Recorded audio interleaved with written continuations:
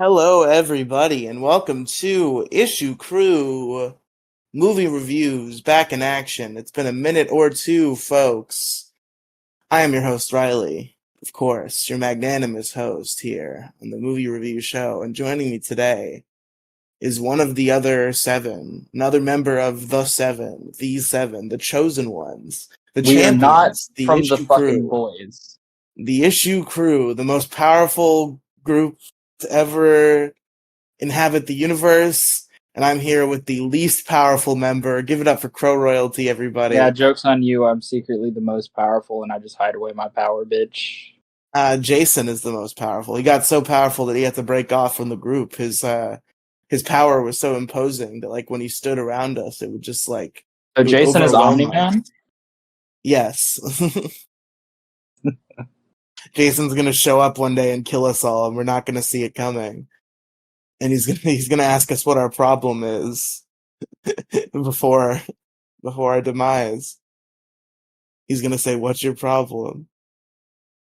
By Johann Birch. Buy it now. Speaking of guys, I did in fact buy that book. Have I read it? No. Am I going to? Probably. Probably. That's still the most recent episode. It feels like, for some reason, it feels like it's been longer. Is that the most recent episode? No. I'm second guessing myself. Well, no, but we did fit, but that's not out yet. Yeah, and this won't be out until after that. Yeah, no, this won't be out until. But I'm saying in people know we record this before it comes out, Crow. We're not trying to do some like shady shit. But as of right now, as of recording, I believe it is our most recent episode to be put out. But anyway, enough about issue crew logistics, folks, because we're here for a little bit of a throwback. This is something I've teased for a long time, and now we're doing it just randomly on impulse because we couldn't agree on anything else. If you'll remember, if you go back in time, Riely didn't want to watch the best Kamen Rider movie imaginable or anything else interesting, so we agreed on this movie. Oh, I'm gonna hope you're setting me up for a surprise. But folks, so I said anything else interesting. Okay, fair. So it's finally time. If you'll remember, the old fans may remember that this is not my first movie review show. I've had a couple in the day, but my had 99,999 of them, but guys, like four. He makes a new one every single episode. He can never keep the name straight. Yeah, true. But so yeah, this is just Issue Crew movie reviews for this episode, and this is the only one that'll ever get published, and it's the only one that has ever been published. Yeah, it's the only one. But okay, shut up now. The fact you let me get away with saying that. The previous one was a show called the Riely Live Movie Review Podcast, which is a show that I streamed to Twitch when I recorded it. Then I released an edited. I put up the stream archive on YouTube, and I released like an edited podcast version where I cut the silence on. Fucking. Did I cut the silence? That doesn't matter. But I'd used a Craig recording, and I put it out on the Riely Podcast mega feed. And one of the early movies we did on there, I think it was fairly early into the show's run, was Juno, a movie that I saw one night while I was high, scrolling through Hulu, and I saw that it had J.K. Simmons in it, and Michael Cera. It had J. Jonah Jameson in it. It had J. Jonah Jameson in it. I love J. Jonah Jameson. Yeah, I love Omni-Man. It had Scott Pilgrim in it. I like Scott Pilgrim. I like Scott Pilgrim too. And I hadn't heard of anybody else in the movie, but I was like, okay, this movie, as part of its top billing cast, has both J. Jonah Jameson and fucking Scott Pilgrim. I gotta see this movie. So just on a whim, I clicked upon the film Juno.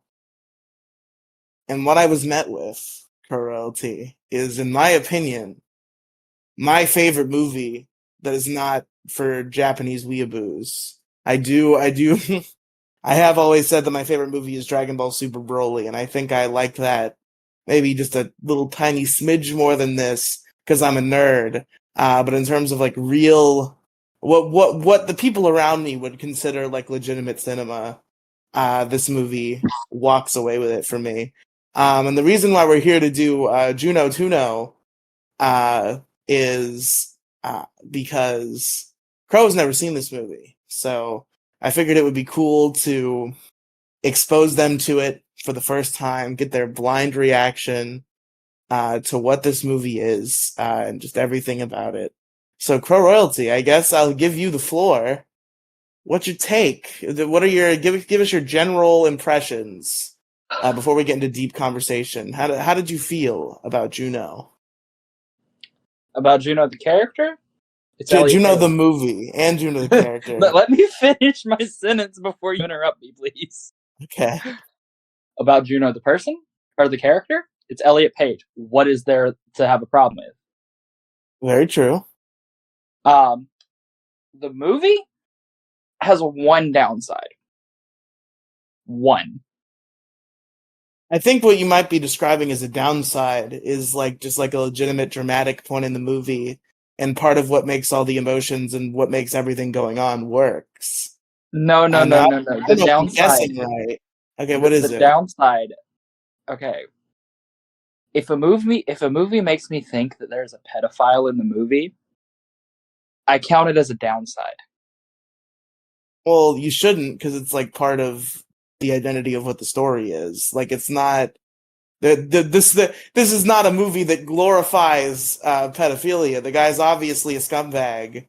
And it ends with him leaving his wife, going to live in a fucking studio apartment to become Kurt Cobain. He's And gonna become Kurt Cobain so he can have a kid. Kurt Cobain didn't have a kid, I don't think. No. That was like an entire conversation in the movie. Oh, yeah. So he go become. Oh yeah, so he can have a kid. He can't have a kid until he becomes Kurt Cobain. Yeah, I do remember that Exactly. line. Okay. Exactly. But yeah, he made the girl cry. He was a scumbag. Not a nice guy, but that's part of the emotional grab of the story. You know, she gets drawn in. She gets betrayed and violated. And it's an emotional experience, and it's part of the struggle of the character. I guess it's particularly dark, and maybe you're not into that, but I think it plays into the rest of what this art piece is about. I like the rest of it. But pedo adoptive dad. Well, he doesn't end up adopting the kid. I'd have much more of an issue with it if he ended up adopting the kid. But it's like part of the movie, you know? I don't think you could take it out without losing a lot of what it is. I don't think you could take it out, but it is kind of a drawback for me in my enjoyment of the movie. That's like my only takeaway from it. Like, it's a good movie. I admit that. That scene, don't really like. That's just me. So I don't know. It's art, man. I guess I take issue with it with you just like dismissing it outright for just like I guess the I'm depiction not of the vile dismissing the crime, movie. but I like the I'm not movie. saying you're dismissing that part of the movie, which I think is important to I'm not saying it's the not entire important. product. I'm not saying it's not important. I'm saying it's not a scene that I resonate with. Okay, yeah, I Not guess a that's scene fair. that I necessarily like. That's a better way to describe it. The way I don't think it detracts from the movie, but I think you can dislike the scene, I guess. Like that again, that's the only bad thing I have to say about the movie is one scene that I don't like. Okay, that's the thing. It's just like I feel like you're being very general. I feel like you're looking at it from I don't like this perspective instead of like what it does, instead of what the story is perspective. I Like watch it's a movie. I it's watch a fiction. It's movie to watch a It's movie. an art piece. Okay, I understand that, but I watch a movie to watch something that I like. That's why I watch movies. It's an enjoyment thing. I'm not. There's sometimes that I get overly analytical when I'm like having the most amount of fun with something, because then I start to like hyper focus on all of the little details because I'm having so much fun. That scene I had been doing that for the rest of the movie, but when that scene came up, I just kind of blanked out when it came to that scene. What we're learning is co-royalty just has like no mechanism to appreciate like harsh art.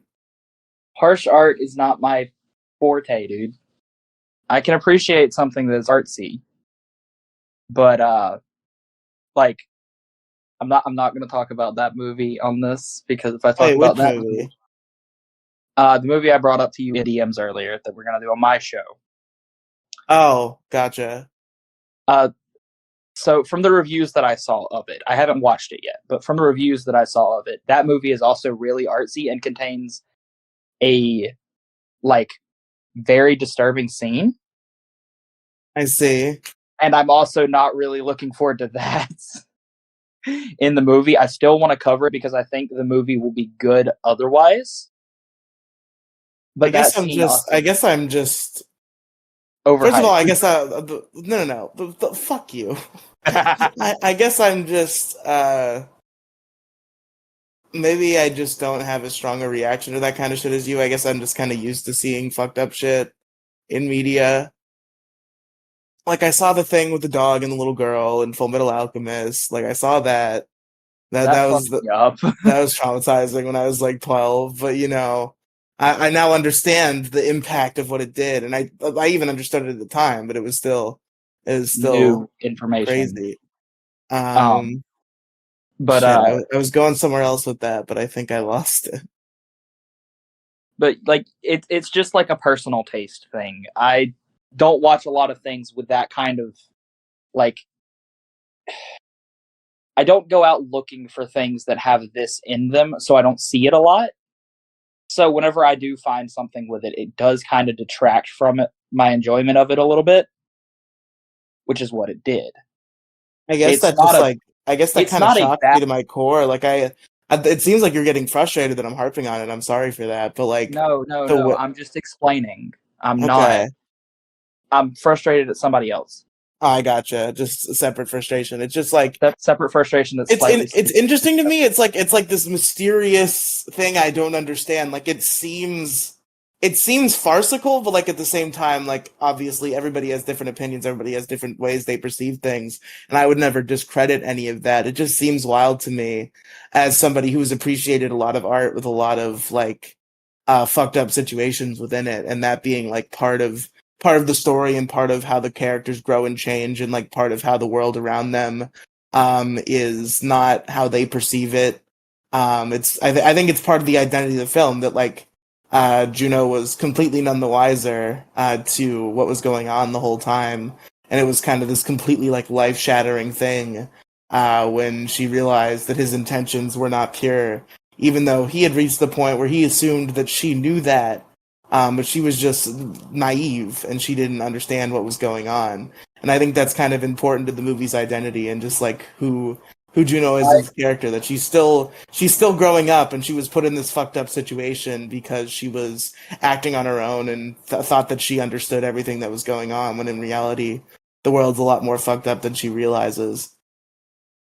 yeah, I get that, and I understand that it's part of her journey, and I understand that it's part of the movie for a reason. It's just not my forte. That's fair. It's also not even. I guess I just feel the need to defend it. It's not even that big of a highlight. It's not like a highlight of the movie or anything. I don't want to. I No, don't the want to. highlight It's not of the like I'm movie. not saying it's my favorite scene or anything, but I'm just saying it's important to the overall story arc. And then I Yeah, don't I think I would understand that. describe it as a detraction from the film. It just a detraction from my enjoyment. That's fair. But if did you have any other like thoughts you wanted to get into? I know you wanted to lead with that, but what were your I wanted to lead with that impressions on just the to get rest it of the out of the movie? way. Um, but Scott Pilgrim's character really like that. Um, J. Jonah Jameson slash Omni Man, dude, this man gives the best fucking advice. Dude, this guy fucking That is the rocked. highlight of this movie, and cannot convince me otherwise. Juno's dad was a fucking rod, though. J.K. Simmons never disappoints. Jake Simmons does not have like a dedicated bad dad role. Like, okay, I have to talk about Omni-Man for I a second. I, I would say I have to talk Omni-Man, about Omni-Man probably for a not the second. best dad. No, he's not. Omni-Man is like a terrible dad. But then you see like the occasions of like what is J.K. Simmons like pushing through, especially towards like the last episode of Invincible. Well, I guess there's the big moment at the end where like he And that doesn't kill just Mark. radiates Yeah. J.K. Simmons energy. And I'm pretty sure in the And comics, like like Omni-Man gets cool, but I don't know that for sure. I don't quite I don't remember. know that off the top of my head either, but like you see my point. Like there's not a dad that J.K. Simmons has played that I can't find one reason to like somewhat side with them. You see, immediately my reaction is maybe J. Jonah Jameson's a bad dad, but then I think about No, J. Jonah I, Jameson is I the guess best dad. I haven't seen Spider-Man 3, so I haven't seen a lot of J.K. Simmons being a dad as J. Jonah Jameson, but like I think about Spectacular Spider-Man, and like even though J. Jonah Jameson's a dickhead, like he has a lot of redeeming qualities, and his like unwavering love for his son is one of them. So, Exactly. And like yeah, I love like J.K. Simmons does. There is no way in hell you can ever convince me that J.K. Simmons is a bad dad in I'm sure he any could do media. it. Because Oh, I'm sure he's he a good could. actor. I'm sure you could play a Oh, bad I'm dad. sure he fucking could.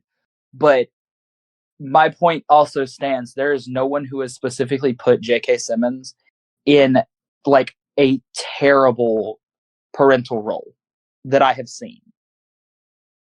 Okay? Even as Omni-Man. Like, we get glimpses of what their life was like before Omni-Man went fucking insane. And Yeah. even then, Omni-Man was a good dad. Like, he was trying to help his kid with his powers. He was trying to be somewhat normal with him.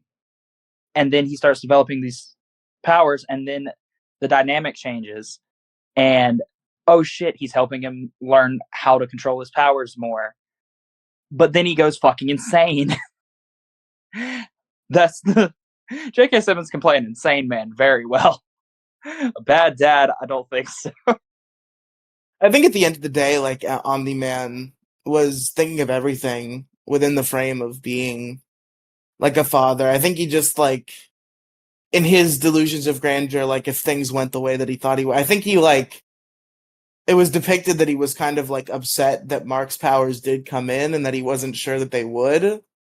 So I think in a perfect world, Mark wouldn't have gotten powers. Omni-Man would have enslaved the Earth and been like, "No, family, it's okay that that happened because they're going to make the Earth better." And then his family, who does not have superpowers, would just have to be like, "Okay, Nolan, you do you, buddy. We can't really Yeah, stop and you." yeah, And then we he can't was stop. just gonna live happily ever after with his slave human pet family. Yeah, But you but then know, Mark got powers and then fucked Mark up got his entire powers, thing, and then and that's what drove Mark, him insane. yeah, that drove him insane because Mark got the powers. He's like, okay, I think he became like even more of a dad in that moment. Because Nolan cares about the Viltrumites, so I know his initial reaction, I'm sure, was like, okay, Oh well, I shit, guess I wasn't ready for this. Oh shit, but like now I gotta teach be a him how to be a dad. Viltrumite. Now I gotta like teach him how to be a Viltrumite man. Yeah, exactly. And that's what he was prepared to do. But then Mark had his human side that uh, Nolan didn't, and Well, until the end, where until maybe he until was the shown end his where he human got side. Yeah, sheds a single tear and just flies off. God, I can't wait for Invincible season 2. Oh my god, we're not far off. I guess the year's almost over, and I know it comes yeah. out Hold on, this year. I'm gonna double check. My boy Josh Keaton in there. Oh, it comes out on November 3rd. Oh, we're getting there. We're We're getting really getting there. there. Very exciting. Very exciting. I might actually watch this because that conversation has me like really interested in see where they go. Well, there you go. Um, I saw like one shitty headline about the creators, but like, I guess like everybody's like that now, so I can't really hold that against them. There was some Yeah. like I saw like some article headline about how they were like, the guys who wrote the comic were a bunch of stupid white guys who didn't know how to have diversity. Fuck that. It's like okay, Uh, buddy, sure, but Also, I have another thing I want to say about Juno real quick. sure.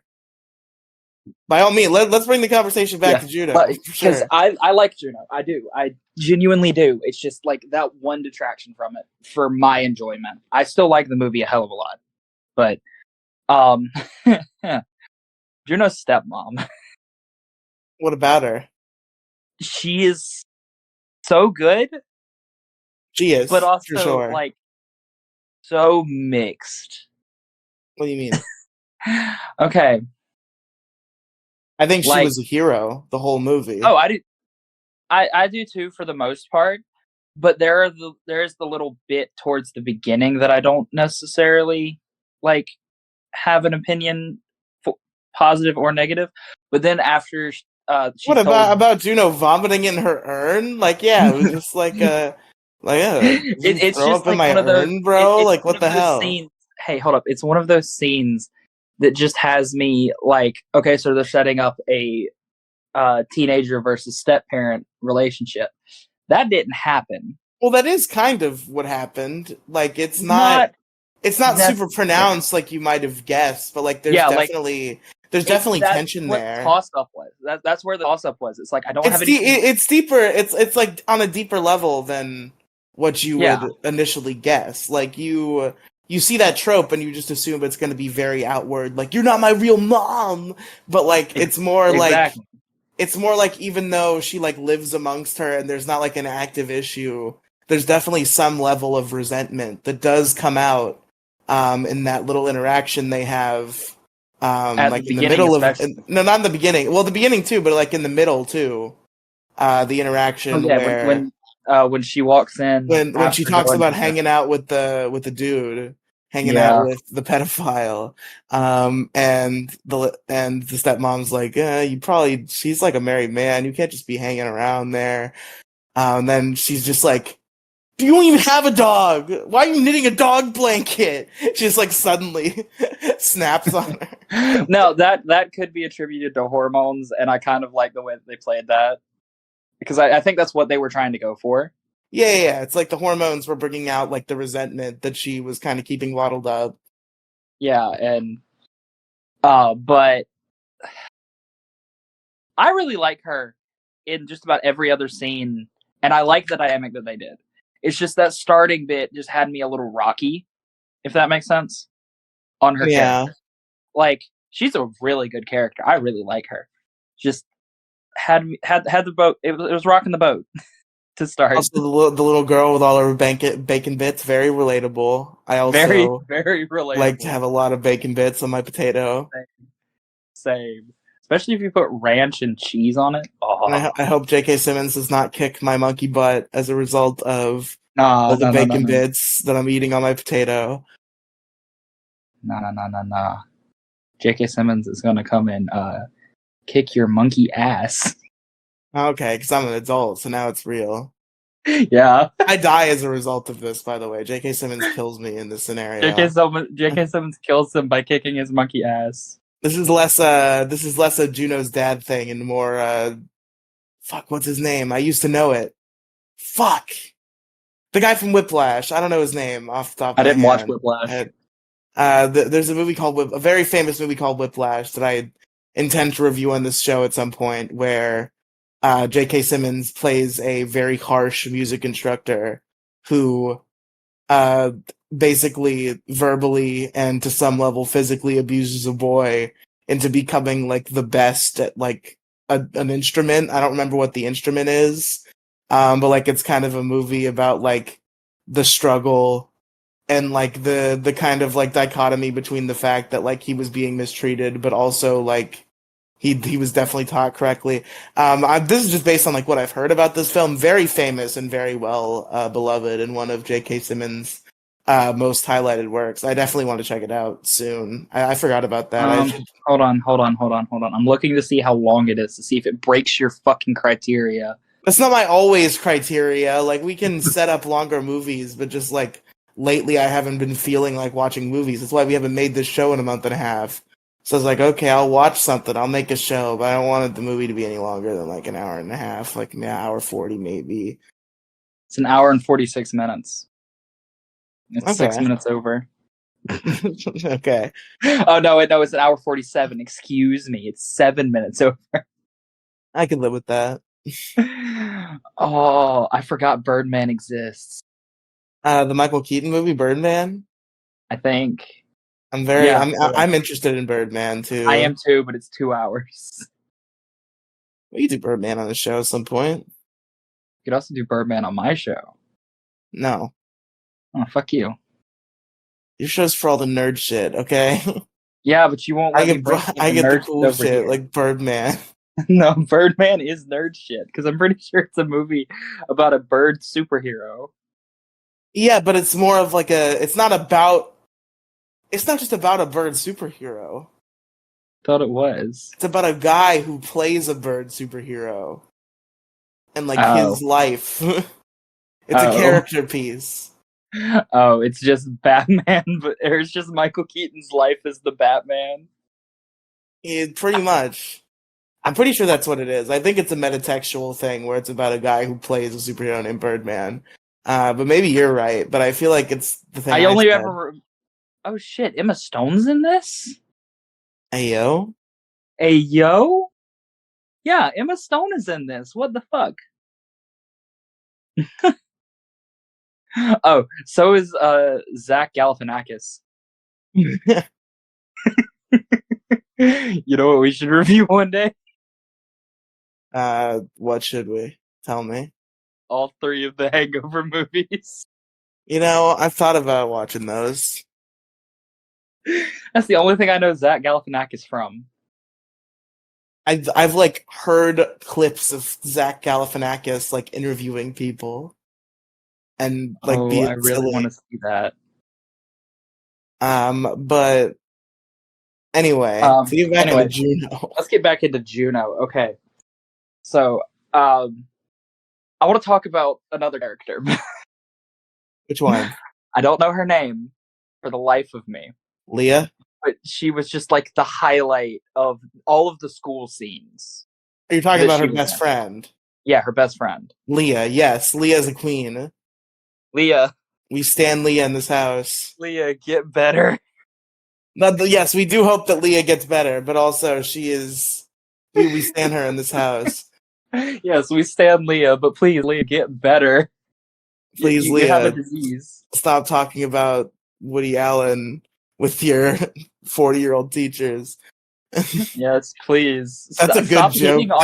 That's a good joke, though. That's a very good line. They knew what they were doing. Yeah, but then there's also the fact of reverse pedophilia. Well, yes, that's the implication. It's supposed to be fucked up, but like exactly. That's why they knew what they were doing with that joke, because Woody Allen. I believe there's like pedo shit with Woody Allen, so that's why that's why the line she says when it's like, oh, she talks to teachers, and then she says, "I love Woody Allen," like that's the joke.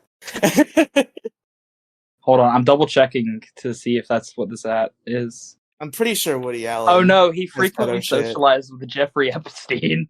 Okay, yeah. And sexual abuse allegations.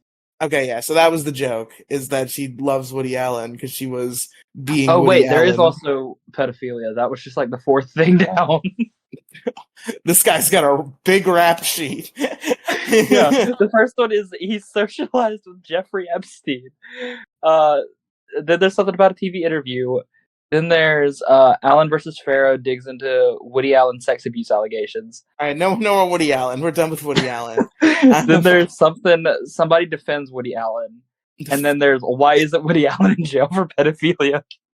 Wait, is that like a list of Google results? I thought that was his Wikipedia.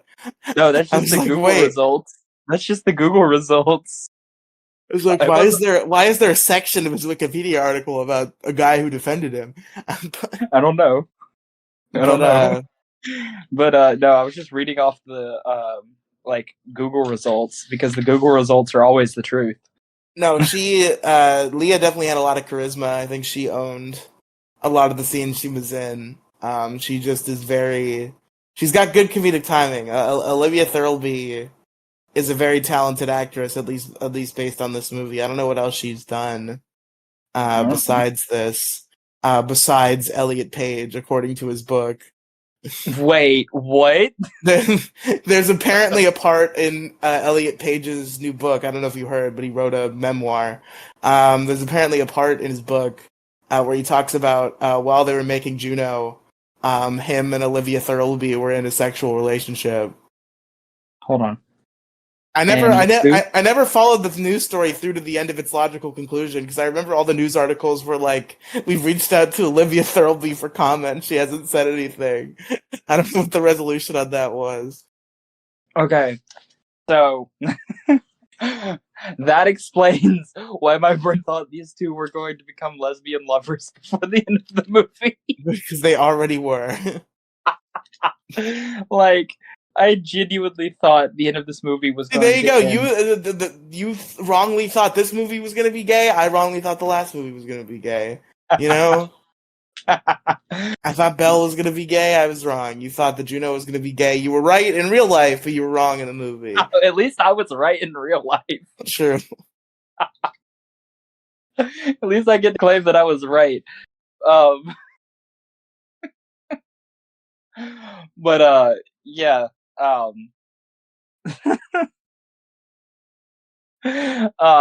swear I thought that they were going to have like a weird makeout session in the middle of this movie, and I'm not sure why. I'm not sure if it's just like the real life playing over into the movie, but I swear I thought that. You know, they were going to start talking about the slumber parties they used to have. Huh? You thought they were going to start talking about the slumber parties they used to have? Yeah. Like the other movie by this writer that was very gay. Yeah. Yeah. Wait, have you seen Jennifer's Body? Yes. Hell yeah, that movie rocked. Motherfucker, I'm a horror movie person. Why did you think I wouldn't watch Jennifer's Body? And you knew this was written by the same person? You recognized the name? I didn't recognize the name. I recognized the writing style. Okay, yeah, that's fair. Good I eye. didn't place Yes. where. This was written by the same guy as Jennifer's Body. Yeah. Okay, never mind. Fuck everything else that I had planned for us to do next. We're doing Jennifer's Body on my show next. I've also reviewed Jennifer's Body on another show too, and a little bit more recently. Not like super recent. I could do it. I could do it again. It doesn't matter. I don't give a fuck. We're doing Jennifer's Body. Okay, that's fair. I want to do the other movie that this same writer and director did that I suggested to you last time you were going to do this, and then I don't think you ever responded. What movie was it? What was it called? Was it called Young Adult? Oh, no. I think that's what it was. No. What do you mean, no? I remember looking that up and not being at all intrigued by it. Well, it's now you know. Now you've seen the talent of this writer and this director. Are you not interested in seeing the other movie that they made together? Wait, does this start? I didn't realize this the last time I looked at this movie, but this stars someone off of Modern Family, I think. Oh, is that true? I think that's who this is. I've seen like 3 episodes of Modern Family in my life, and they were all on the TV at Noah's house. Shout out to my old friend Noah. The only reason why I've seen any of that show. Sitting in the living room with Noah and Noah's mom and Noah's dog, watching Modern Family. Oh, no, I'm wrong. She just looks really similar to the mom off of Modern Family. I see. But wait, who were we talking about again? Well, I think the last character we were talking about was Leah, but then we were on to talking about other movies. The other movies directed by Jason Reitman and written by Diablo Cody. Yeah. Also, back to Leah for a second. Leah's a damn good friend. She is. For 2 reasons, okay? Okay. Her first reaction to hearing that Juno is pregnant is just, oh, what, did you eat too much? You got a food baby? Yep. which had me I also cackling like out how loud. she just like I don't know, this is not even like a joke, but for some reason it's amusing to me that she just like has a bunny. And that's never like if there's never attention drawn to it, her bunny never comes up again. She's like hanging out with a bunny while she talks to Juno on the phone. Oh wait, yeah, she was. I forgot about that bunny. Just for one scene, she's chilling with a bunny. I assume she snuck that animal on for that shoot, and they just really liked it. It's like, oh, it'd be cute if she had a bunny in the scene.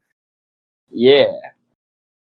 But then the second thing that Leah does is after she's like sure she's sure, or like, well, after she has been thoroughly told it is not a food baby, her response is, "Oh shit, you're pregnant, pregnant." Yeah, that was kind of the emotion I was looking for on the first take. Yeah, exactly. Juno The is just director, Juno is just the best. Like Juno you were is probably getting to her, but like Juno, she's very commanding. yes, very much so. She's got the personality to rule a room. I'm going through the characters like one by one as I want to talk about them because I want to save Juno for last. I do know that. That's fair. I'm going into my thoughts a little bit, trying to contribute a little bit, but you keep going. You can keep going down the list. Next is the adoptive mom. We talked about the adoptive dad. We talked about her, or about Juno's dad. We didn't talk much about the adoptive dad. I don't have anything else to say about the adoptive dad. I mean, the actor's pretty good. He's well acted. He did a good job. He did a good job of tricking me in the first take. Wait, like before I knew where it was going. I did not realize until the very end, but like for a while I thought he was just gonna be cool. And then I was like, wait a minute. And then I frantically messaged you, hey, is this guy a pedophile? Is this guy a pedophile? Yeah, and I was like, I'm not gonna spoil the movie for you, Crow. So I'm not gonna answer that question. At least you didn't give the wrong answer to that question and just refused to answer it. Well, I did refuse to answer it. I said, at least you didn't just give the wrong answer. Oh yeah, just tell you no, just to shock you later.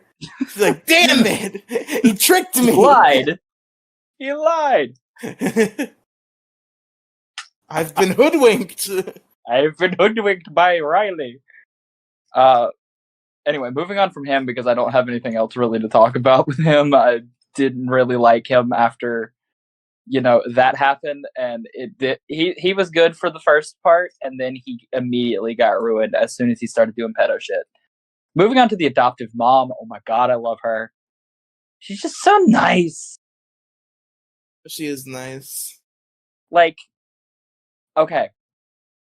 Except when she interrupted the jam session, she was kind of a buzzkill. Oh, I didn't care about that because, see, as far back as that scene, like our first introduction to her, I knew she was going to be like the one, like really taking charge of wanting this kid. You immediately clocked that? I immediately clocked that. I'm like, something's off with this dude. I don't know what yet. Something's off with him. Something's going on with this guy. But this bitch right here, she wants this child. She's going to get this child. I'm not sure if it's going to turn out the way I think it might turn out, but she's going to get this child. Yeah, at one point I was legitimately thinking she was going to kidnap this child after it was born. Another thing about, to bring up, because you don't have anything else about him, about the guy who I only know by his actor's name, Jason Bateman, but is a character. Jason Bateman is a nice man as far as I know, I would like to say, but I only know this guy as Jason Bateman. So Jason Bateman, another thing about Jason Bateman is that he's Charlie from 2.5 Men. They just did that for him. Like he's like a rich guy who made his money off of dumb commercial jingles, and is a sex pest. Like they did a Charlie from 2.5 Men. He kind of looks like Charlie off of 2.5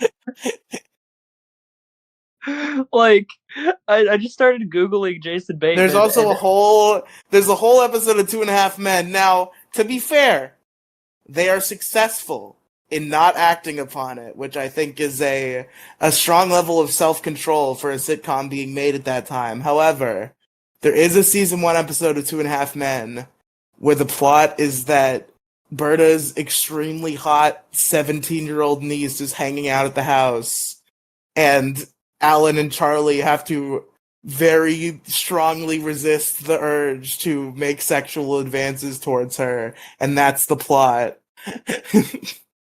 Charlie's a better man. That's true. Charlie is a better man. That's right. That's what you can say. Is that the Charlie didn't go through with it.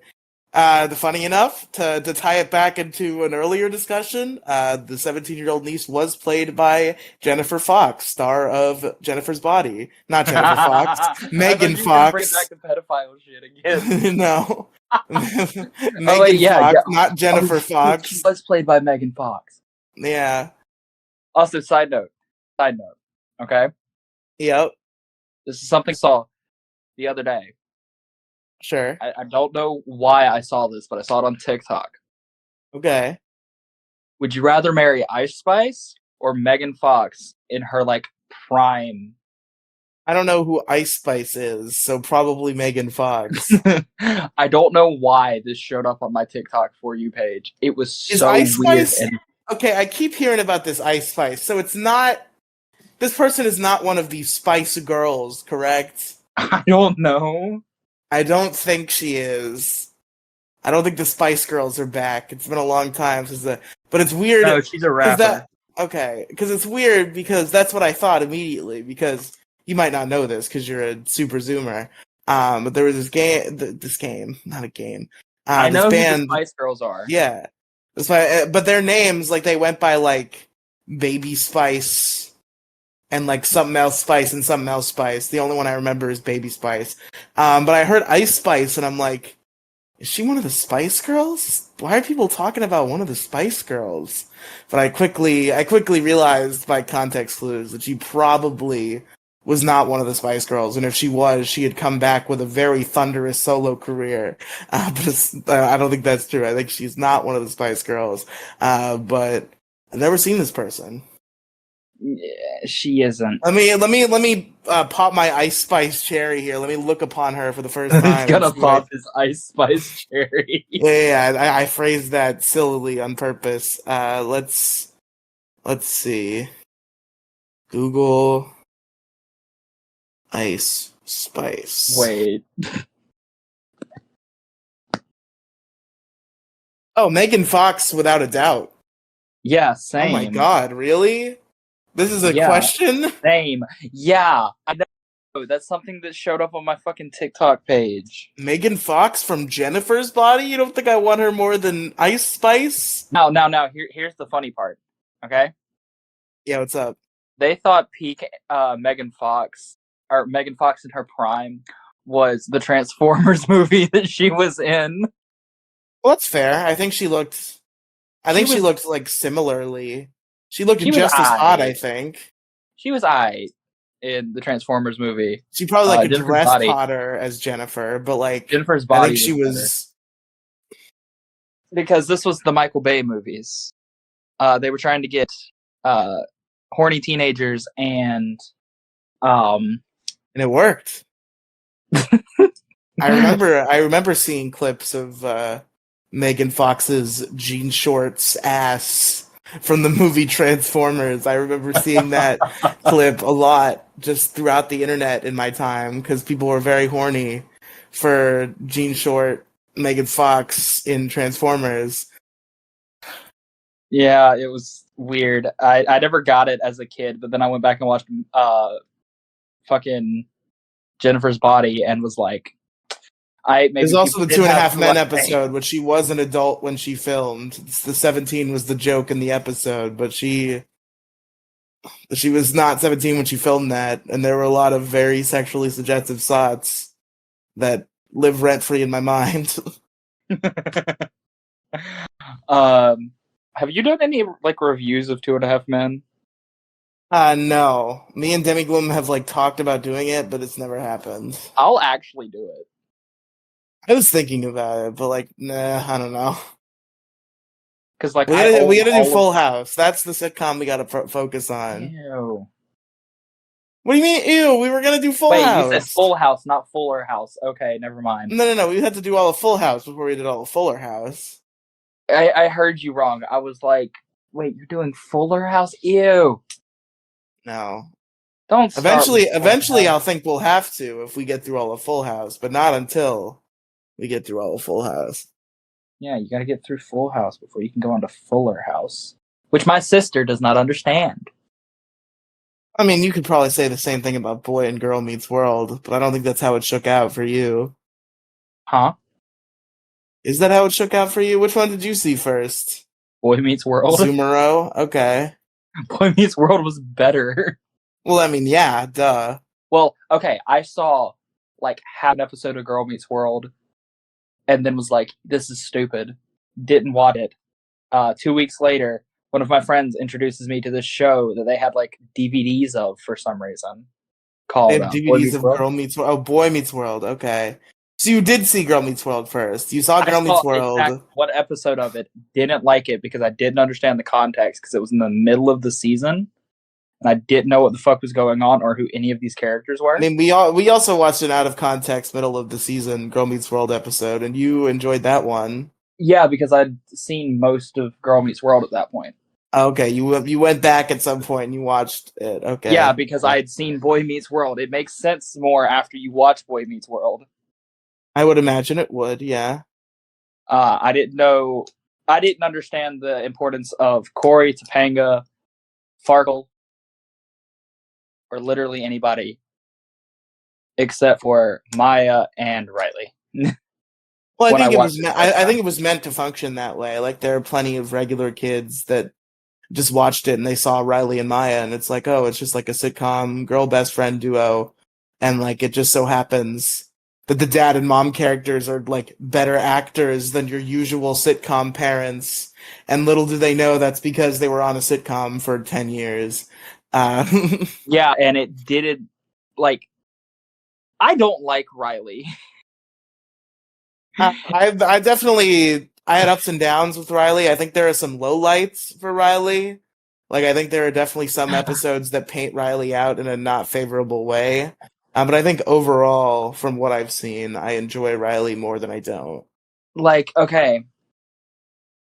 Even there as is the episode kid, where she I gets never really cyberbullied and she can't just turn off the computer screen. She can't unplug the controller dog, close the fucking laptop dog, walk away from the computer screen. I remember that episode. Oof. That was just Tamagotchis, but more complicated. I guess there was blackmail in that episode, but it wasn't very. It wasn't very strong blackmail. I don't remember that episode, but I just recently watched a video about this. I think it's been in recommended. I think it was decently viral. If you look up the most unserious 20 minutes in television, it's just this dumb little 9-minute video essay about this episode of Girl Meets World, where Riely gets cyberbullied. Oh no. Poor Riely, who I give no fucks about. I genuinely don't like Riely. I just never could get anywhere to where I liked her. You just never really liked people with that name. For some reason, that name has always irked you. You've never really liked anybody with that name that you could Motherfucker, think of. My brother has that name, my first dog has that name, and you have that name. Shut the fuck up. Well, the joke was that I had that name. I didn't know your brother and your first dog had that name. It's just her. She irked me for some reason, and I could never really. Ick. Huh? She gave you the ick. She gave me the ick, and then I only liked Maya because Maya was the equivalent of what's his name? Why am I blanking on this? Sean. Yeah. Maya's the equivalent of Sean, and I really like Sean. And then Sean fucks her mom, and everybody lives happily ever after. Sean fucks her mom, and everything is good again. Yes. It was the best engagement for everyone involved. Exactly. And anyway, we just got into a very long tangent. Here's how it totally is the best thing. Okay? Maya gets a dad, Sean gets a wife, and a child. There you go.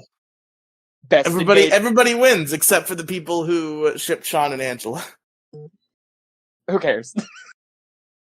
I mean, me kinda as an old school fan of Boy I mean, Meets like I World. also did when I first watched Boy Meets World, but then I'm like, but do I care enough not to give new Sean a dad? That's fair. That's a fair No, new cop. Sean gets a dad. That was my entire thought process for like that entire interaction. It's like, do I care not to give new Sean a dad? Well, old Sean had a dad, and that was a tenuous experience for him. Yeah, that was a tenuous experience for him, but that also gives him the chance to give new Sean a better dad. That's fair. That's fair. So like, new Sean gets a dad wins. All right, no more. We're done with Girl Meets World. We got into a very strong tangent. We Very did. early I into wasn't your even like remotely very early prepared into to your stop, thoughts but on okay. Vanessa. Wait, who? Vanessa. Oh, that was her name. Yeah, no, she is good. I like her. Like straight off of the bat, I've already said this, I think. Knew she was going to get the child in one way or another. I didn't know if she was going to do it the bad way or the good way. At What the the start, fuck are you talking about? I wasn't sure if she was going to kidnap the child after he was born if Juno fell through. That's a very silly thing to. No, it was like during the time of like when she was being kind of a hard ass. Like it was like for 5 minutes tops. I don't think she gave off kidnapper vibes. She just gave off. No. Like it's not necessarily kidnapper vibes. It's just this person wants a child so fucking badly that they might go crazy over it. I was prepared to watch a woman go crazy. I did not watch a woman go crazy. I watched a woman get a child in the best way possible, and it was adorable. He does frame the dumb little letter, and that made my heart melt. That made me cry. Like, that's how sweet that was. That made me fucking cry. So yes, good character. Like her a lot. Who's next? Oh yeah, Scott Pilgrim. What's funny about Scott Pilgrim?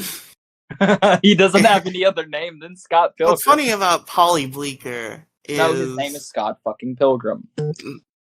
Shut up.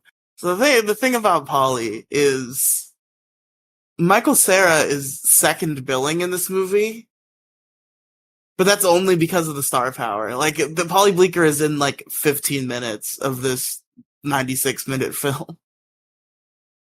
No, he's not in that much of it. I swear I remember seeing him in like half of the movie.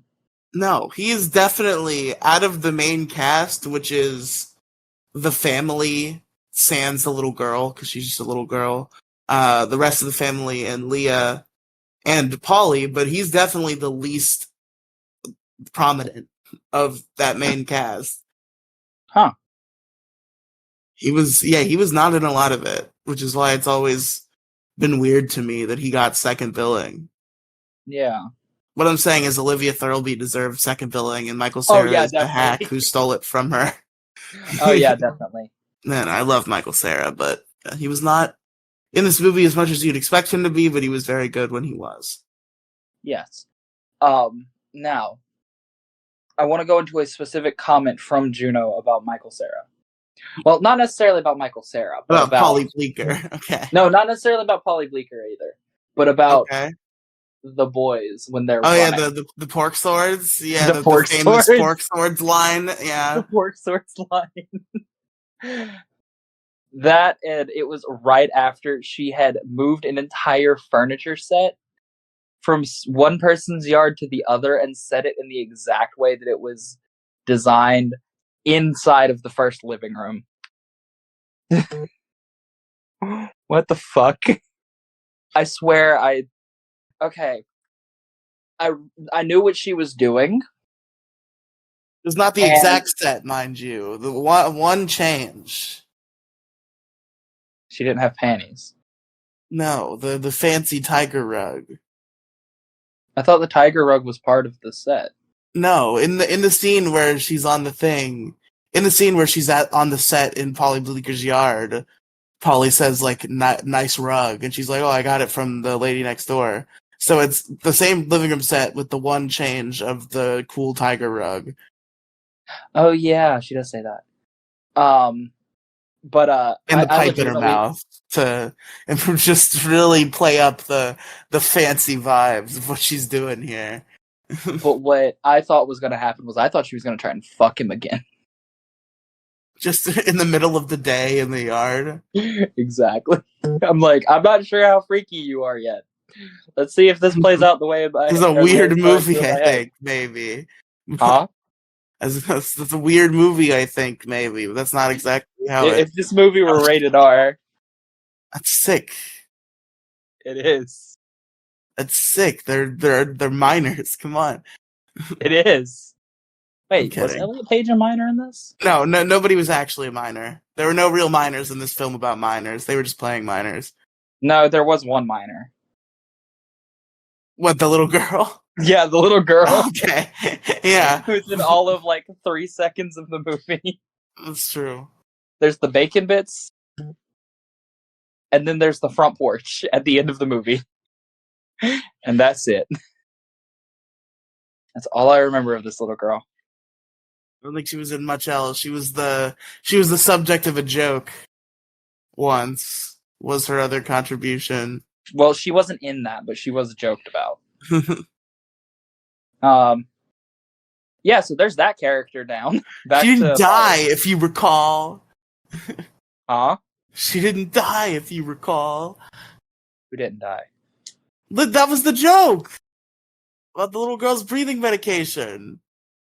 Juno Oh. forgot to give it to her. Oh. She's like, that was one time, but she didn't even die, if you recall. Oh, I thought you were talking about a different joke. No. I thought you were talking about the ice skating joke. Oh yeah, but the little kids can't ice skate. Yeah, that's I another thought you one. were talking about that joke. I was like, Yeah, really I was confused. talking about the much more funny joke, actually. No, the ice skating joke had me cackling. Fuck you. I mean, Mostly because it had me imagining my toddler sister going out on an ice rink and just falling on her face. yeah, probably wouldn't end well. Nah. So I think that covers all of our characters except one. And I'm Juno not sure if you want to. McGuff, Huh? Miss Juno McGuff herself. I'm not sure if you want to start us off on your thoughts on her on this, or if you would rather I speak about her first.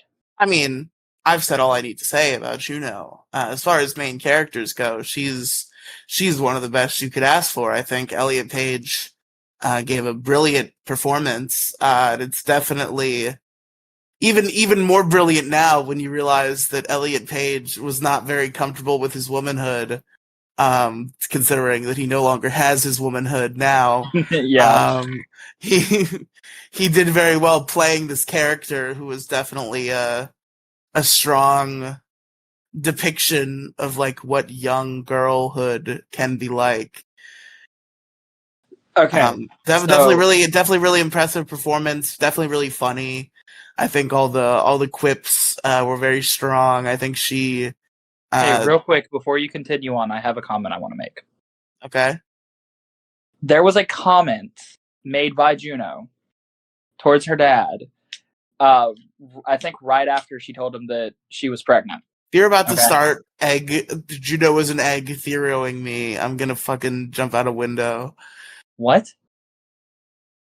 Just keep going. Just keep going. What do you mean Juno is an egg? Keep going. Explain. Keep going. Keep going. Keep going. I'll tell you whether I'm right or not. Just keep going. I was gonna say she makes the comment of I don't even know what kind of girl I want to be, Okay. and had me like thinking, oh, did Elliot Page put that in there on purpose? Okay. Yeah. It was exactly that. I knew what you were gonna say. What? I'm confused about the egg. Do you not know the term egg? No. If you're a non-binary person and you don't know the term egg, you gotta I'm an keep idiot. up. I'm Keep an up with your idiot. Explain it. culture. Keep up I'm with an the idiot. Explain it to LGBTQIA. me. Hey, real quick, I'm an idiot. Explain it to me. Egg is a term that is used when discussing speculation, or usually retrospectively regarding a person who is deep inside a trans woman, but they're an egg because they haven't hatched yet, Oh, or that's the other way around. Yeah, obviously, trans woman to trans man. that's a Yeah, dumb comparison. But I was just no. What I was saying was, I think it's really cool if Elliot Page did put that line in there, just like trying to see or trying to test the waters, basically. I don't know about I'm that. I not think that's saying Juno is. reaching. I'm not saying Juno is. I don't think Juno's trans. I think if Although Elliot at the Page did same that, time, I feel like I would believe that because the things can be very different, young to old. I could see if Elliot Page suddenly was like, I need to capitalize on what I believe is his most famous role. I'm pretty sure, besides maybe like Umbrella Academy, oh no, he but is way more famous for the Umbrella Academy as but Vanya. Juno was like a real revered film. Like it won like Oscars, I'm pretty sure. So like the Juno is a like considered a classic. So like Elliot Page is definitely remembered very strongly for his role on Juno. But Yeah. you know, I forgot what I was gonna say. So You're talking about how like he would capitalize on that line. oh, I could see him like if he maybe tried to get the band back together and do like a Juno 2 about Juno's transition into a trans man. I feel like I would Like watch that movie. I feel like I would. I might. But like again, I don't I would think watch the Juno is. real Juno to know that being about a trans. And then at the end of the movie, he has a kid with a girl. And then you think back to the scene where the father says that someday you'll be here on your own terms, but his own terms were more crazy than you might have expected. Yeah. Whoa, Juno Tuno Trans Edition. We pitch it. Jason Reitman, Diablo Cody. We got the project for you. But like again, I don't think that Juno is trans. No, you're I probably think right. I agree, and I think all the trans speculation is a little silly, but you yeah, know, the character herself is not trans, but I think Elliot Page specifically was putting that in to test the water for themselves, just to see, like, or maybe they were just posing the question to themselves, like, maybe I'm not, maybe maybe you're I am, reading into it way too much. I think it's maybe just I might about. be, I think it's about just her coming of age and being like, I don't know what kind of girl I am because I'm coming to age and I'm just now figuring that out. maybe. But again, I read too much into things when I'm having fun with them. That's fair. That's more than fair. Like that's the whole reason why I kind of deterred from that initial scene that we talked about. Well, we didn't It, deter from it. We led with it. I know. No, I mean like why I didn't have as much fun with that scene, or why Yeah, I fair didn't have enough. as much to talk about with that scene, aside from like that aspect kind of messing with it. Also, how long has this been going? That's my question. What? Why? Are you I'm getting I'm fucking. curious. I'm curious. Well, I'm not looking, so I don't know. I'll look Why would you stop the show to do this? because I'm curious. Okay. Well, this is not good radio, Crow. Come on Well, it now. wasn't good radio to begin with. Fuck you. It's my fault for it being bad radio, man. I think we've been doing pretty good. I would say this is one of your better ones. This is a certified Crow royalty banger, I think, Sure. as compared to other Crow royalty works. Um, that's just because we're covering your favorite movie. Yeah, and you have to talk about media that's not weirdo nerd shit, so you don't get on 30 weirdo nerd shit tangents, and you're I just mean, talking we've been about. getting on like 40 weirdo nerd shit tangents. No, Talking we about not fucking as much as sitcom. usual. Not as much as usual, and they're mutual nerd tangents. The thing about you, Crow, is you go on nerd tangents that no one else there gives a shit about. Nerd tangents can be fun if it's a mutual nerd tangent, if there's mutual passion there. But when we're in a podcast and you're with a bunch of people who've never watched more than like 5 seconds of Kamen Rider in their lives, and you're like, bro, Kamen Rider? We're all just like, yeah, we care. And it's not fun. But if there was somebody else there with your passion for Kamen Rider and you took it over and you had a strong conversation about Kamen Rider, that wouldn't be i.e., bad. me and Mo talking about DC Comics. Yeah, well, yes, but also that got a little overbearing.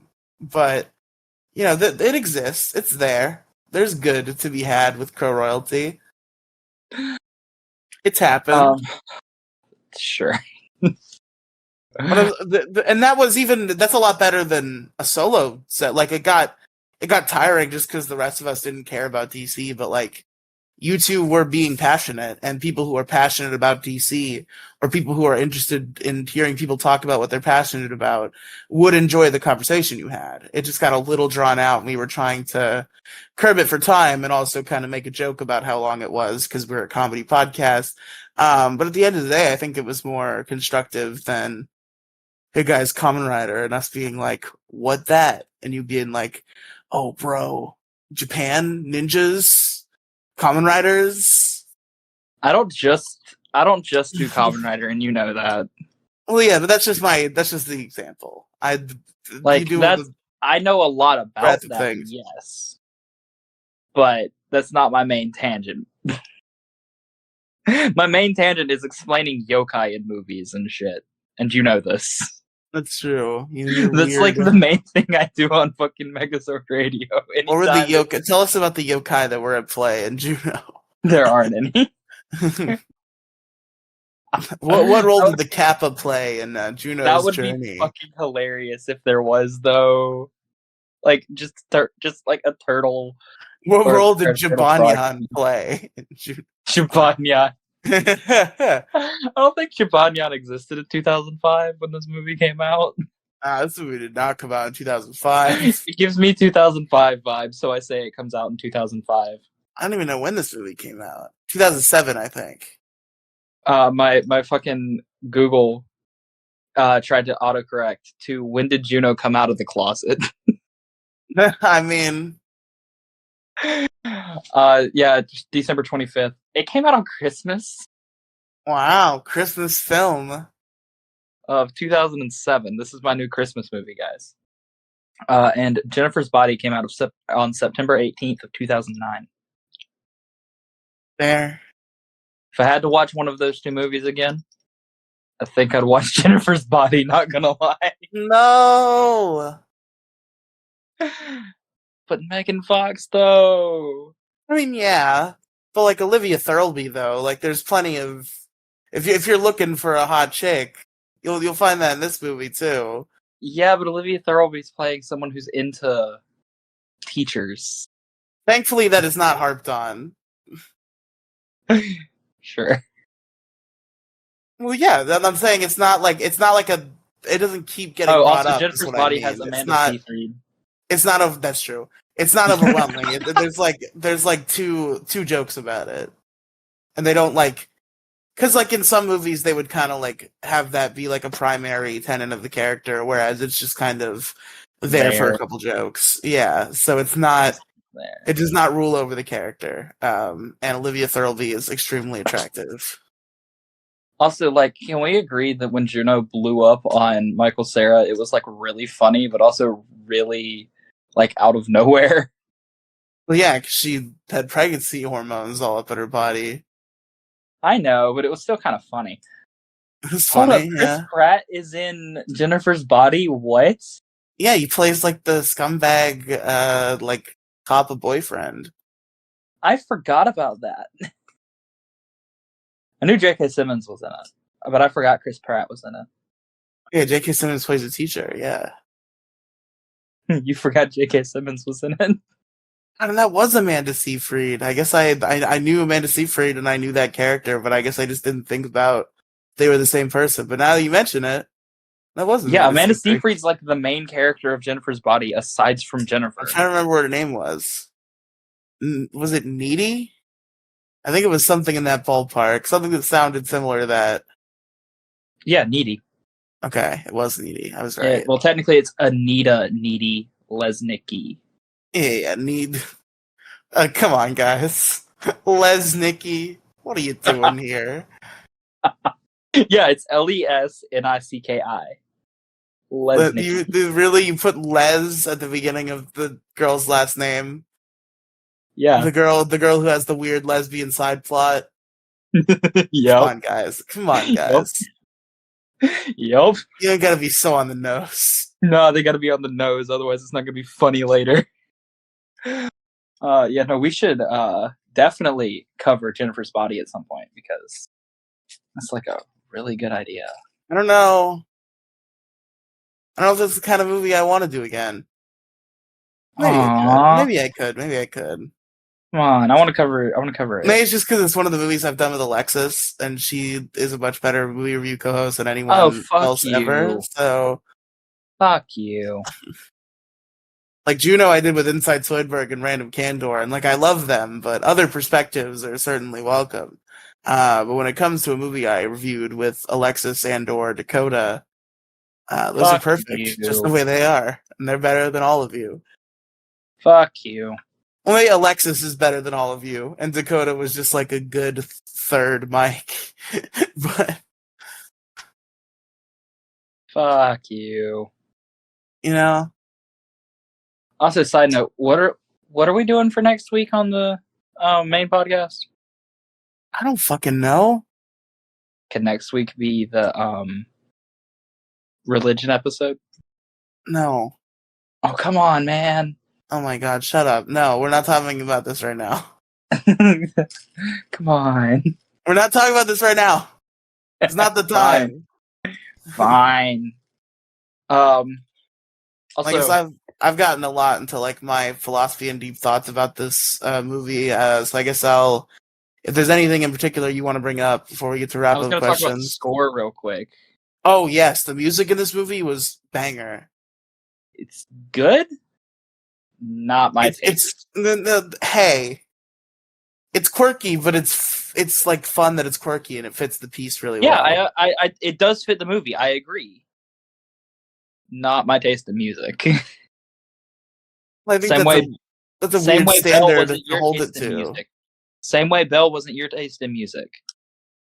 I mean, I guess, but that movie was like, I feel like the music was not an important part of that movie at all. Like yes, it fucking was. No. Let me rephrase. Let me re-clarify. The meaning behind the music was very important, but the music itself was extremely generic. Like there was nothing defining about it. Like you could have put like any love song in there, any like triumph song in there, and it would have played the same role. Like the meaning behind there being songs is there, but the songs themselves, I don't think are as good as holding a deep meaning. It's just the idea of singing in general that is important to the characters, rather than the songs themselves being defining. Whereas this soundtrack, even though it's a soundtrack full of pre-existing songs, so it's kind of playing in a different battlefield, those songs are definitely placed in such a manner where they extremely resonate well with the artwork. And even if it's not your taste in music, quote unquote, I feel like that's a weird standard to hold it to when reviewing it as a film score. I didn't say that that accounted for its film score. I just said it's not my taste in music. I mean, yeah, fair enough. Like I think there are a couple detractor. There's a couple songs to this movie that are in my playlist. Nice. I like a few of them. The only detractor for this movie for me is that one scene that just like threw off my enjoyment of it. But beyond that, I like this movie. I like what it does, and I like how it plays out. Sure. Like the music has like little to nothing to do with my overall score of it. It's just not my taste in music. It's when I said score, I meant like the score, as in the music, like a movie's score.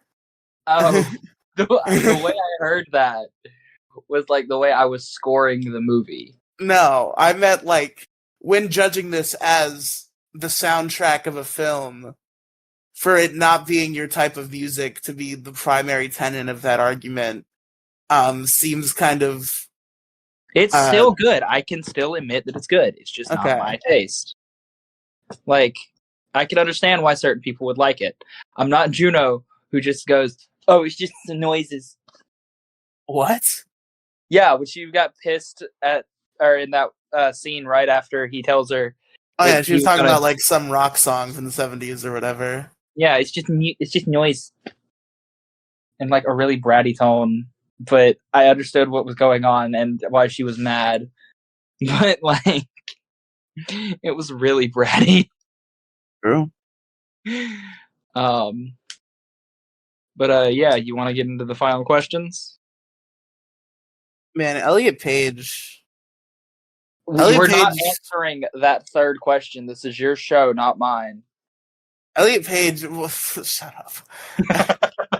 I was about to say Elliot Page is one of those situations where, like, obviously there's no real problem, but it's one of those things you can cite as just like a quick, like, maybe you're gay joke. Because, like, Elliot Page was hot when he was a chick.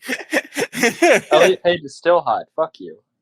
I'm not into men, and I don't like how, in terms of my sexual attractiveness to him, I kind of lost it when he sucked his tits out and got like man abs and a penis. But I think he has a penis, but that's besides the point. You think he has a penis? I don't know if he's gotten bottom surgery or not, but you don't know. That's the thing. Oh, do we not know? Nobody knows. Has he not stated whether or not he has a penis? No, that's something I would have found at this point. No. Yeah, so I'm not attracted to two men. Obviously, I fully support Elliot Page's transition. I fully support trans people. I think it's awesome that he was able to fully embrace his gender identity. Hey, here's the secret. Riley's just saying that for the views so that he doesn't get demonetized. No, that's not true. I truly do feel that way. But I can also acknowledge Riley secretly hates us all. Shut up. But I can acknowledge that prior to his transition, when he was appearing in movies as presenting female, I found him very attractive. Before the name change, guys. Before the name change. Yes. I also accidentally dead named him on Twitter because I didn't know he was trans. I had never heard of Elliot Page until I watched this movie. And then I watched this movie randomly while high on Hulu one day. And then I tweeted about it. And I said something about like the quips that Juno made. And I described the actor by the name that they had in the credits of this movie, which is now their dead name. And then I which Googled, we will not say on this podcast, which you won't say. Reasons. Well, I mean, to be fair, I think it's a very famous dead name. I don't think it's hard to find. It's not hard to find, but I'm not going to give people an easier time finding it. That's fair. Does he even care about his dead name? I feel like people still talk about. He does. I feel like people still kind of openly talk about his time as the other name, and I haven't really heard him condemn it. But well, I mean, like, some people like separate the two as like eras, I think. That's fair. And like, because there's pre-transition Elliot Page and then there's post-transition Elliot Page. I think they like separated those into two different like personas, basically. And just used the dead name to describe the other person. Okay, fair enough. But like, I don't think we should do that. No. I don't know why we have to go on this tangent anyway, but yeah, Elliot Page. Just Elliot Page. Like, just call them Elliot Page. That's their name. Yeah, I forgot he was a he, they. Anyway, so Riely, who's your favorite character? Shit, man, I don't know. Don't ask me that first. That question holds a lot stronger implications for me than it does you. This movie, like, defines my life. Kind of fucking obvious, man.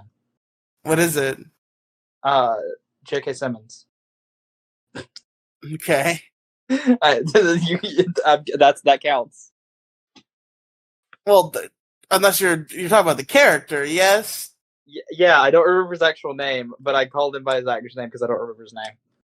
I don't think his first name is brought up that much. I think it is brought up once, and I missed it. I think it's while the stepmom and him are talking right after Juno drops the pregnancy news. Yeah, I missed it. I think kids get bored and they have intercourse, and our June bug was real stupid about it. Oh, his name's Mac McGuff. Mac McGuff. Okay, I'm still calling him J.K. Simmons. that's fair. I don't know, Just give it to Juno and get it over with. but like, It's either Juno or Leia, and we both know who you're probably going to give it to. Leah's very tempting though. Well, give it to Leia. But the thing is, like, I think I just have main character syndrome, and I kind of need to embrace it. Like, to deny it would be to not give my true feelings. Like, Leah definitely stands as a strong runner-up, but at the end of the day, I think this movie is a character piece that centers around Juno, and I think Juno really owns that main slot. So, I'll be a cuck and just give it to the main character. But, you know, that's how it's supposed to work, really. And sometimes it works on me. But what's your favorite scene? J.K. Simmons giving advice. So I guess... So this is where we have to, like, think about the logistics of what is considered a scene. My scene is just as soon as Juno walks into. I know what yours room, is. I know what you're talking about. Until she walks out of that room, that is when. No, I know what you're talking about. You're right. I'm free-framing what I'm gonna say.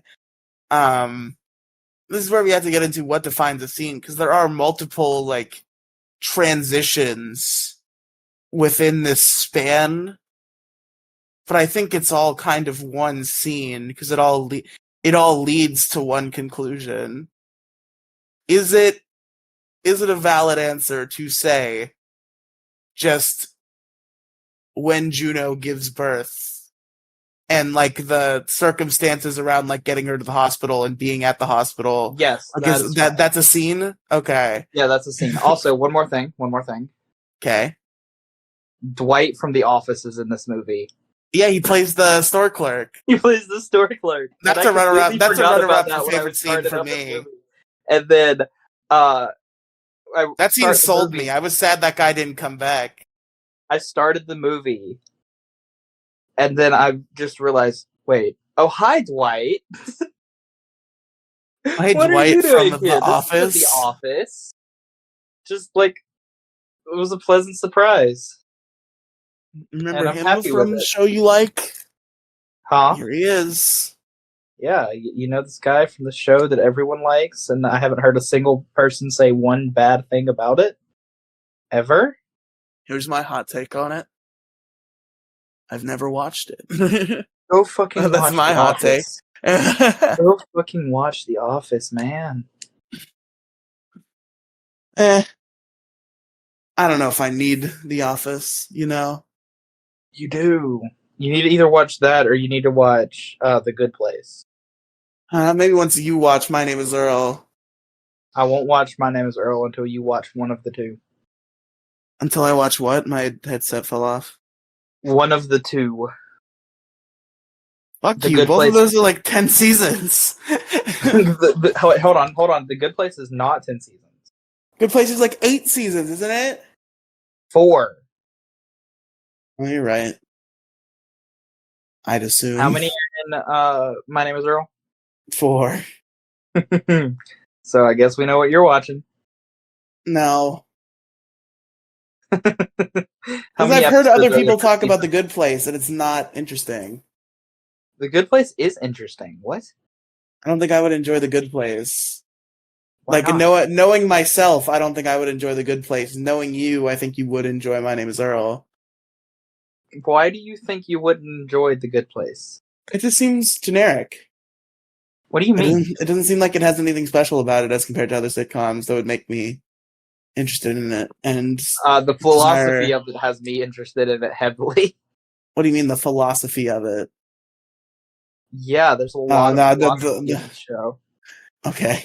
Forget I asked. I don't want you to go into detail. You don't want me to go into detail, but there's like a lot of philosophy going into like the psyche of like why humans are good, why humans are bad, why demons are evil, and etc., etc. There's like the mystery arc at one point. There's Michael, who is the best fucking character. And like, you gotta love the man. And yeah, you should watch The Good Place. It's really fucking good. So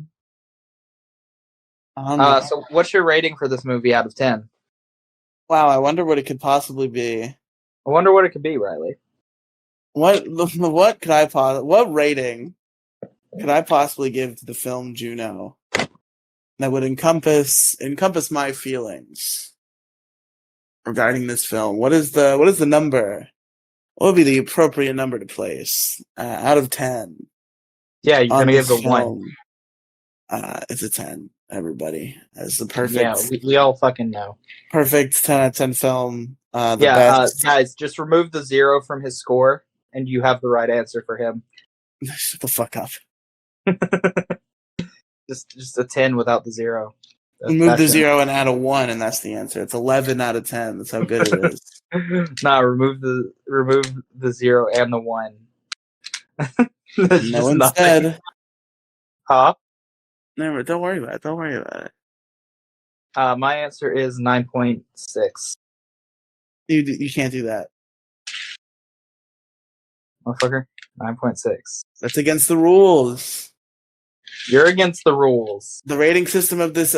There are rules to this rating system, and one of the rules is no particular decimals.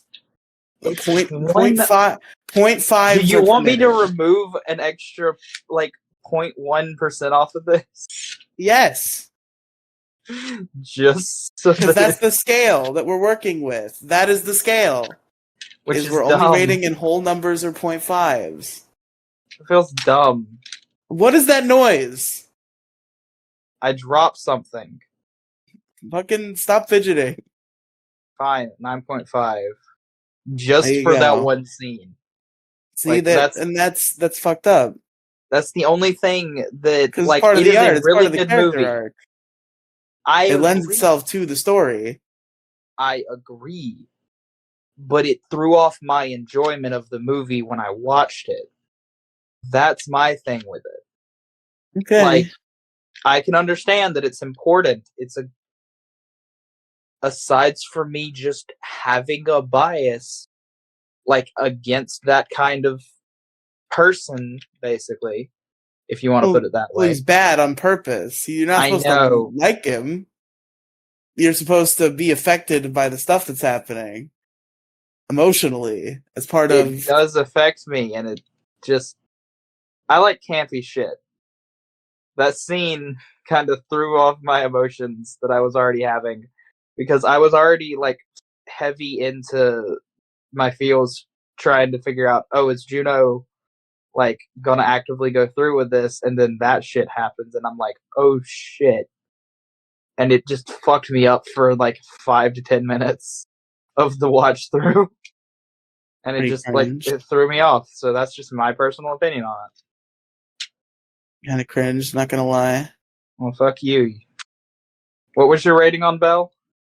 Well, I know what you're trying to do, but your show is different.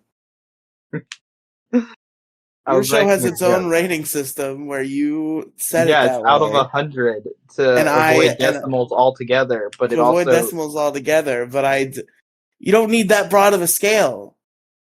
It's like you can either be like, oh, it's a 6, oh, it's a 7, or like, I don't know if it. I think it's better than a 6, but I don't think it quite deserves a 7. 6.5. All you need. I don't like dealing in like rounding. I don't like rounding shit. Well, you suck. Therefore, precise numbers are key. Anyway. At the end of the day, it doesn't matter. We could be like, oh, what color crumpet is this movie? We could rate it in any way we wanted. It wouldn't matter. Just we're using numbers to represent it. And in our way that we're gonna rate it 5 green carrots out of 6 purple oranges. Or like even to take it out of numbers, like that's the thing. It's like it could be anything. It wouldn't even have to be numbers. We'd be like, okay, so our rating system is like a stoplight rating system. We decide if every movie is red, which is bad, yellow, which is okay, or green, which is good. Well, And this we'd be is like, green. okay, this movie's a green movie. But the rating Yeah, scale this that we is use green on this either way. rating I scale don't that we see much use on of a this problem. show is we use numbers to represent it. However, it is a simplistic grading scale where we just deal in whole numbers or 0.5s if there is doubt as to which whole number you should go with. Actually, you know what? I'm going to change my show's grading system. Oh my god. It's going to be what color is the orange? What other colors would an orange be? Red, I guess that's true. yellow. That's the grapefruit, I think, is what That's you're just an talking about. unripe orange. Perhaps. And then if you're really looking at the unripe ones, they can also be green. Uh, red would be this is the best fucking movie ever. Green would be this is the worst movie ever. Yellow is like, okay, it's kind of bad, but not the worst. That's the opposite of what it should be. And then orange is, this is The pretty largest good. the largest issue in the galaxy is when people try to make red mean good. It's so antithetical to the world. Well, red means cold if you've ever looked at fire. Red also red also denotes a plus stat in nature on your Pokemon stats screen, and blue means bad, and that has never made sense to me in my life. Like it's so stupid. Red is bad. Red means stop. Well, okay, here's Red the means you're reason that I doing did that. something Like, wrong. have you ever tasted a blood orange? Blood oranges are good. Yeah, no, that's why I did that. Fair That's enough. why red is good. It's because blood oranges are like the best oranges. But yeah, this film It's a blood is orange. gonna get a pretty good for me, dog. It's gonna get a pretty good blood orange. How much money do you think Juno spent in her efforts to win Polly Bleeker's heart via orange Tic Tacs? Wait, hold on. That I'm gonna seems like Google a this. Hold on. Do you seems like remember a pretty how high many he had expense. in his mailbox? No, I don't think they gave an exact number. No. Wait, hold up. He said 100. He said 100. I think that was kind of more like there was like 100 in there. I don't think he was actually quoting a real number. Well, we're going off of that rounding, okay? Okay. I imagine inflation was not as big of a factor during this time, though. You got to keep that in mind if you're looking for an accurate. Hold on. I'm looking for. Okay, so they are specifically orange Tic Tacs, right? Yes. Okay, hold on. I'm trying to see how much they cost in 2007. That's the important thing. See how much they cost now, and then take your total and put it in a like inflation count. I'm sure there's like a website you could find where you could be like, this amount of money. How much would this now be in 2007? I'm sure such a tool exists. So just find the current price and then take the lump sum and convert it in that way. Okay, hold on. I'm trying. What the fuck? What? Amazon's being stupid. Holy About what? shit! Orange Tic Tacs cost a lot of money. How much? Amazon is not where you should be looking. Yeah, and that's the only place I can find with a listing for orange Tic Tacs. Have you tried like Walmart.com? That's what I'm about to do. Okay. Watch them just not make orange Tic Tacs anymore. No, I had orange Tic Tacs pretty recently. Maybe that's what planted the seed in my mind 2 weeks ago when I ate orange Tic Tacs. That planted the Juno seed in my head, which slowly sprouted, and it finally made me go through with doing Juno Tuno. Wait, what the fuck? Even Walmart has them like pretty fucking expensive. How much is pretty fucking expensive to you? What is the price? $19.33 for a pack of them. For a pack of how many? Wait. Oh no, that's a 12 pack. Okay, I need to divide this by 12. Okay. Yeah, that makes more sense. Okay. Sorry, the way that it was like listed, it had it like it was just one of the like regular packs of Tic Tacs for $19. Yeah. That's silly to think. Okay, so that's $1.51 currently. Wait, hold on, we're gonna do reverse inflation counter. Wait, hold on. What? That's they gave me. I got two wrong fucking. Okay, hold on.